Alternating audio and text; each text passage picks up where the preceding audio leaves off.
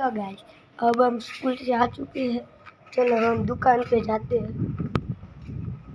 आप में जो 30 मिनट बुक अच्छा लगा तो लाइक करना, शेयर करना, कमेंट करना।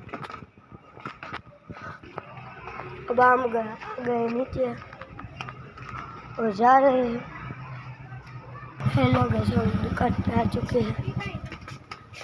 चलो अब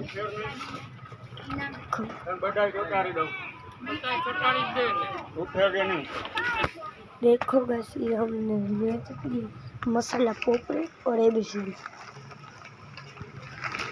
अब हम घर जाके लेसन करेंगे और हमारा लेसन 3 है, 3 होमवर्क। मैं श्री तपन में भरता हूँ। चलो आपको लेसन दिखाता हूँ। देखो मैं दूर से दिखाऊंगा। ये देखो मैं ये है।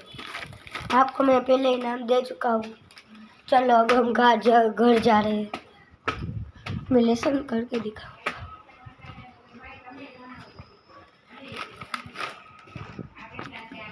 चलो गाइस, बाय बाय। मैं दूसरे बुक में लेसन दिखाऊंगा।